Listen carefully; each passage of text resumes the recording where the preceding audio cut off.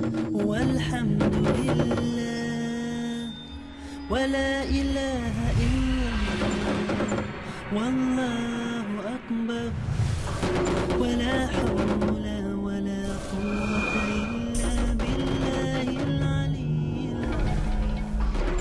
Glory be to Allah, all praise to Allah. There is no God but Allah. Allah is great.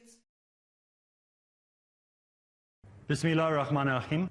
Assalamu alaikum rahmatullahi wa barakatuh. And welcome to the continuation of our series dealing with the Islamic framework. And the series that we are dealing with has been looking at all the different systems or all the different structures that make up Islam. And we said that Islam is the fastest growing religion and the most sustainable belief system in the entire universe.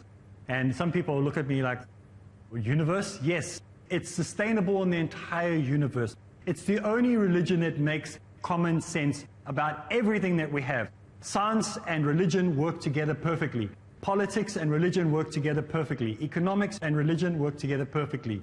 In Islam, it's the only self-sustaining religion. So we said that Islam in many ways is like a flower. It has many petals. If you take away just one petal and look at it in isolation, yes, you still know it's a flower, but it works better together. It looks so much nicer together. Now, we've been looking in this series at different topics, and last time we looked at the political system, that Islam has a political system, how it works together with many other elements. It doesn't work in isolation, like we found with all the topics that we've been dealing with so far. But today we're going to continue looking at the political system within Islam, and we're going to be looking at some of the other areas that we didn't touch on last week, inshallah. Now, there are two laws that run the whole of the political system in Islam. There are two sides to the same coin.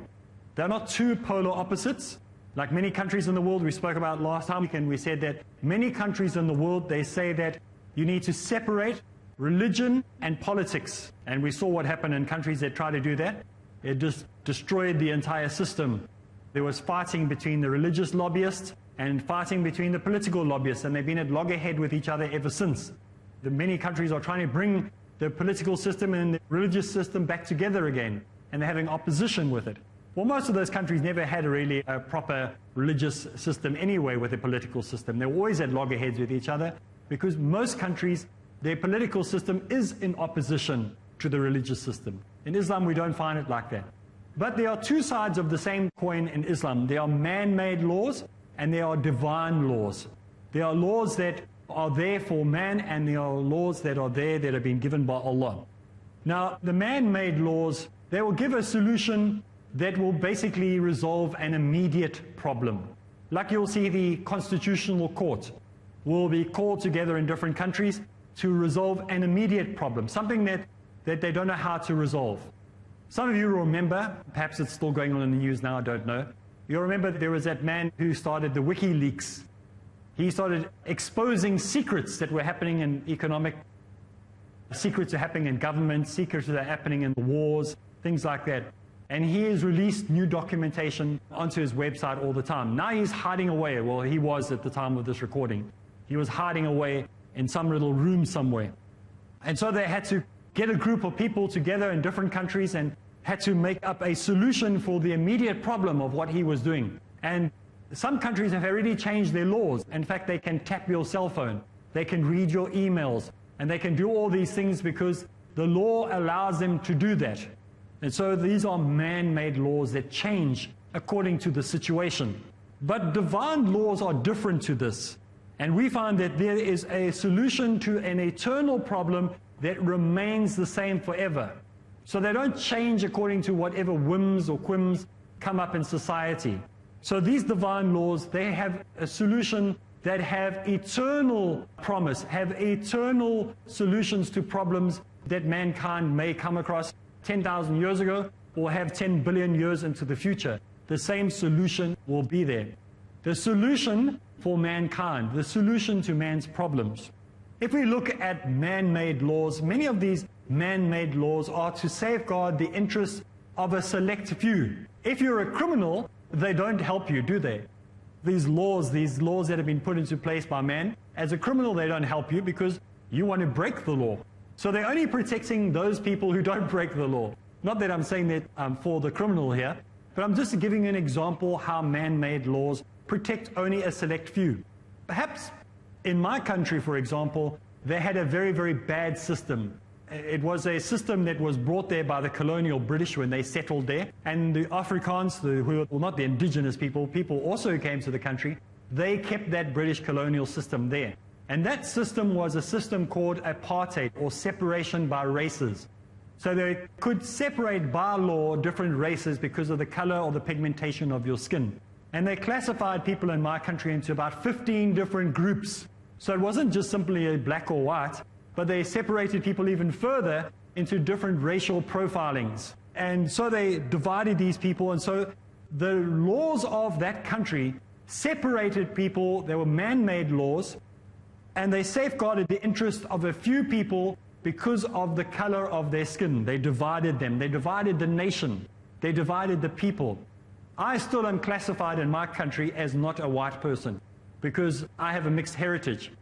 And so in my country, I'm classified as another Indian. But we see that there are many different types of classifications that laws have loopholes in or problems with because they have to change the whole time.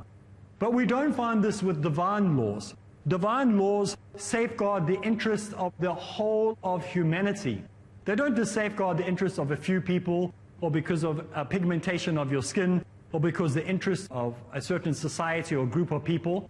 There's no class system in the divine laws of Allah. The divine laws of Allah safeguard the interests for the whole of creation, the whole of humanity. They safeguard the interests of things that we don't even know or understand or will ever understand in our human bodies. You know, sometimes we as human beings suffer from delusions of grandeur. We think we're greater than we actually are. We think we're smarter than we actually are. We know only a tip of the iceberg of what there is to know about what Allah has created. We're only barely figuring out things now. We're still very, very primitive as a society, as a group of people. Yes, we know some things, and we think we're very smart about that, but we're pretty stupid still. I mean, we're quite ignorant. And we must be careful that we don't think we are too smart for ourselves. You know, this is why we need to understand that divine laws know more than we do. Our human laws are fickle. They change all the time. Now, if we look at the man-made laws that we see in society, most of the man-made laws, they are prejudiced laws. They suit a certain group of people. Maybe the rich, maybe the bankers, maybe the people who own property, maybe the elite.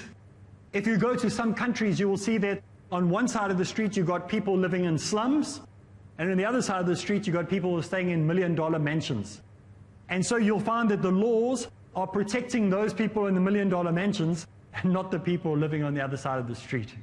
But this is not the case with divine laws. You see, divine laws do not care about whether you're rich or poor. They don't care if you come from a wealthy background or you come from a poor background. They are all the same because divine laws are free of personal prejudices.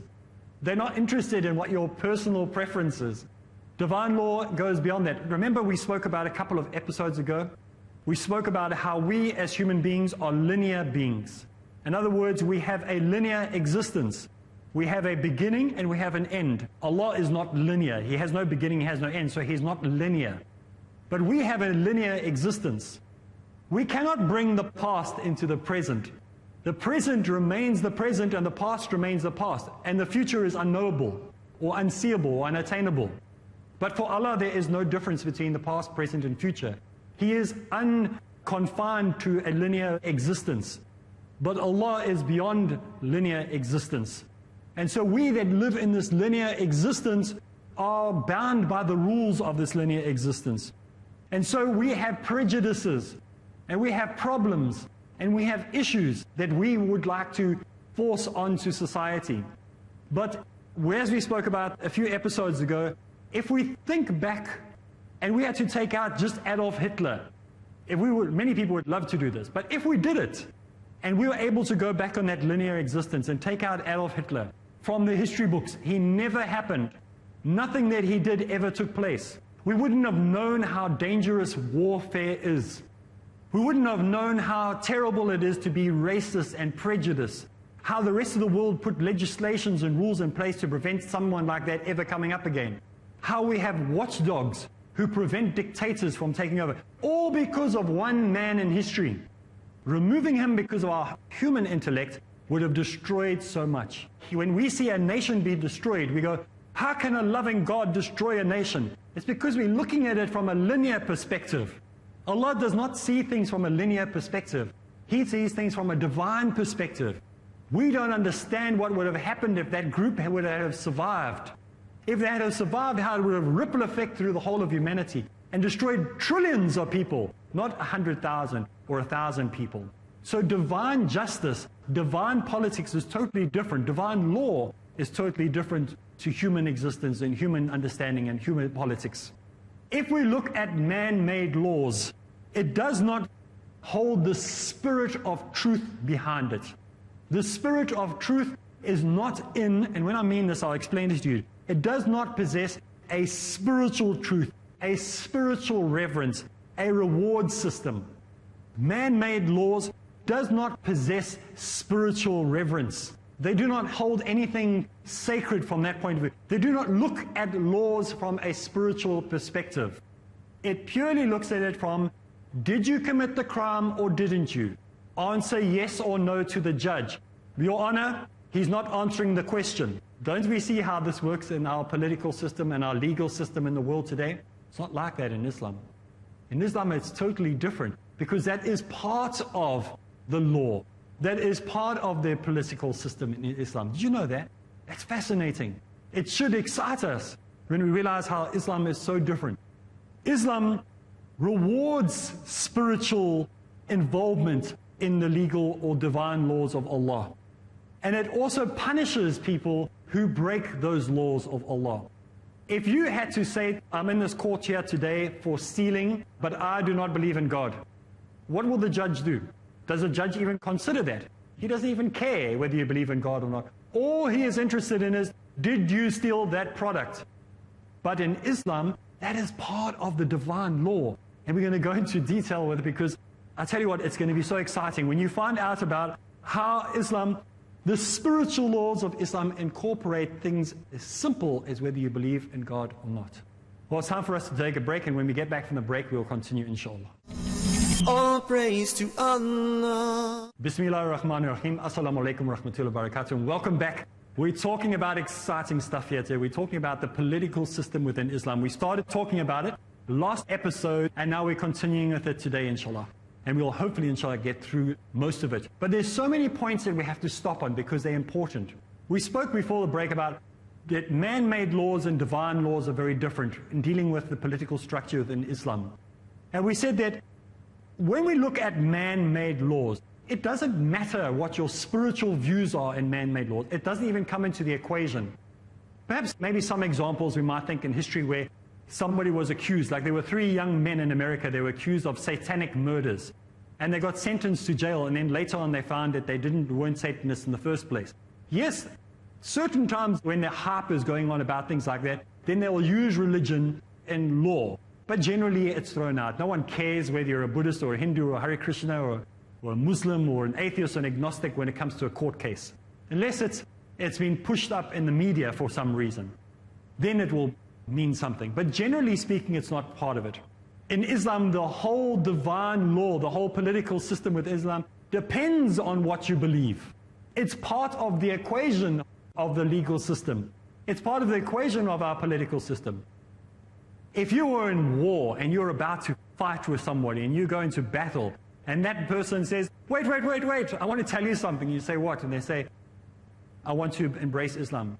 You have to stop fighting with that person. Because that person, spiritual importance is his legal right to stop fighting because he wants to take Shahada. These laws of Islam are so deep and so grounded in real depth that it makes man-made laws look simple. It makes it look stupid. When you compare the two against each other, divine law would always be better. Not just because I say so. I've given you explanations. I've shown you, I've given some examples compared to what human laws are like where they frickle, changing, suit only a certain group of people, where we look at divine laws, how they have your best interest at heart. If I was tuning in for the first time and I'm sitting at home now and I saw this is what Islam holds, I would be running to the nearest mosque right now. And I'd be saying to that Imam, please tell me more about the Islamic political system. I heard this guy, some white guy from South Africa talking about it. Tell me more about it. I'd be so excited. I wish someone had told me this when I was not a Muslim 11 years ago, 12 years ago, in 2001. So, where we look at man-made laws, we see that man-made laws are an act of an election, an act of a group of people deciding what the laws will be. I'll give you an example of what I mean by this. In my country, again, it's always good to speak about what you know, not what you don't know. In my country, I know what's going on, so I'm speaking about what I see going on there. There was a new political system came in. The old regime was kicked out, and a new regime was given power. When they came in, they changed everything, but over the years. First thing they did was they changed the political structure. Who is in charge of the country? Then they started to change the names of the streets in the country. So if the street was called West Street, then they called it after some political person's name. In fact, it was actually called Mahatma Gandhi Street. Then they started to change the currency. So the notes, instead of having whatever they had on before, they now had the political president, or they'd have the president of South Africa on the notes. But they started to change it. And so what we find with man-made laws is they're very fickle.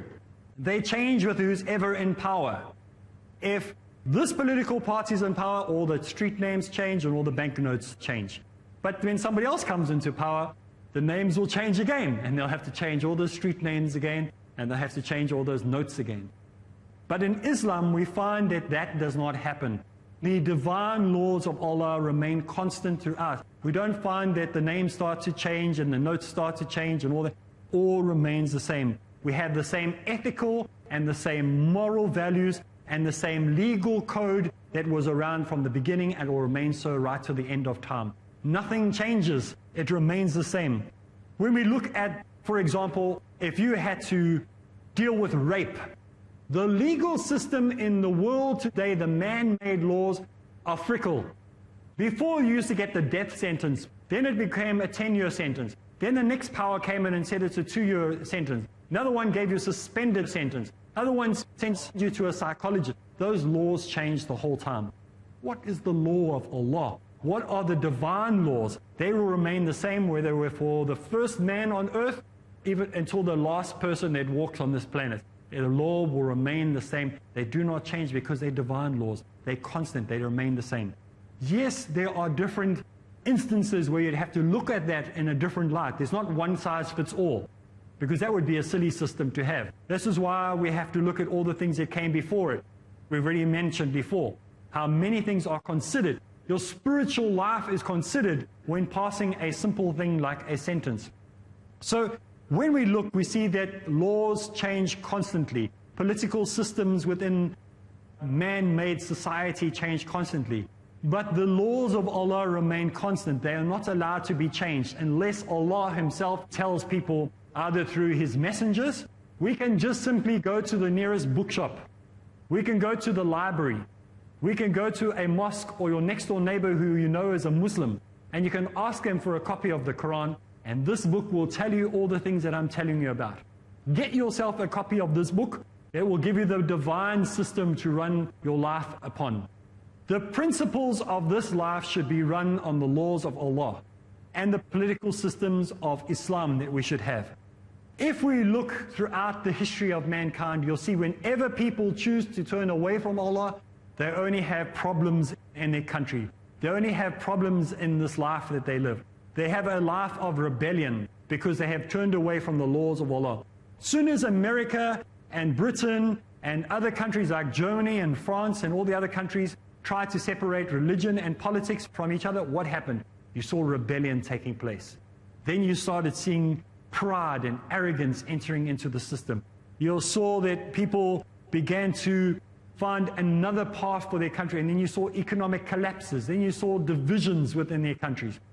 This is simply because they tried to separate Allah from the equation, to drive out God from the equation. Those countries that kept Allah in their equation, grew. Those countries became stronger. And so we have to be very, very careful that we do not follow the shaitan and follow his system of running government. I'm not saying government's all shaitan, but I'm saying shaitan has a government as well. And he wants people to break the laws of Allah. He wants people to go as far away from Sharia as possible. He wants people to move away from the economic system. We are greedy people. It's in our nature to be greedy. I remember when I went on Hajj, we were in these tents and we had caterers that were catered for us. And I have never been more embarrassed in my life, I don't think. When the food came out on that table, and there were about 500 people that were in our group, they ravaged that table. There was not a crumb left on that table. It was a sight that I never want to remember seeing again. It was like these people had never eaten in their life before. It's just a Hajj. It's not like you're not going to eat again. You've just done a little walk. And some people are like that. We just want to ravage everything. We don't care who's in the way. We're going to tear everything down to get what I want, what I need. And we don't care that Allah said we cannot do that. We don't care what anyone says. We don't care that we're not supposed to make interest. We want money, we want money now. We don't care that we're supposed to care for the poor and the sick and the needy as long as I have what I want. And this is the danger. This is what shaitan will like to do in our lives. Like to tell us all these lies. So that we don't follow the system. Think, brothers and sisters. Think, those of you at home. Think carefully. Be a person who wants to follow the laws of Allah. Follow the concepts of obedience to Allah that Allah has given us. That we want to be people that surely want to reach out to truth and investigate the religion of Islam. Maybe you're a born Muslim. Maybe you're a revert to Islam. I don't know what your story is. Whatever your story, I don't care if you're a Muslim or you're not a Muslim. If you're a born Muslim or not a born Muslim. If you're a revert or not a revert. You need to follow the Sharia. You need to have a look. You owe it to yourself to look at it. Don't be one of those people when people come to you and say, you're a Muslim, right? And you say yes. And they say, you follow the Sharia. And you go, no, we don't need Sharia. I've never even heard of that stuff. What's that? Is it something you eat? No, you know that you've been the person who's ashamed of the Sharia. Don't be ashamed of the Sharia. The Sharia brings life. It brings hope. It brings a future for you. It brings a future for the whole of humanity, whether you're a Christian or a Jew. Doesn't make any difference. The Sharia actually protects you. The Sharia is there to help you. Sharia doesn't only protect the Muslim. The Sharia is there to protect you as a non-Muslim if you're watching. It's something you should be happy to embrace. I get so disappointed when people say to me they want nothing to do with the political system of Islam. They haven't looked at how beautiful the political system of Islam is. They've heard it from YouTube. Some angry person who claims that he was a Muslim and then left Islam and became a Christian. And when you actually do research, you find the person was never a Muslim to start with. That he was actually born in a Christian family, and he comes from a Christian family. And then he claims, no, he was a Muslim who converted. And I'm sure many of you know who I'm talking about. Well, that's all the time we have today to talk about the political system of Islam. And this is one of the most beautiful episodes because I really feel passionate about it. We need to look at the political system of Islam and be proud about it. Next time, inshallah, we'll be coming to the end of the series. I think we've got maybe one, maybe two more episodes to go, and then the series is ended. Well, that's all the time we have. So from me, Areeb Islam, until next time, Assalamu alaikum wa rahmatullahi wa barakatuh. Subhanallah, walhamdulillah, wa la ilaha illallah, wallahu akbar. ولا حول ولا قوة إلا بالله العلي العظيم. Glory be to Allah, all praise to Allah. There is no God but Allah, Allah is great.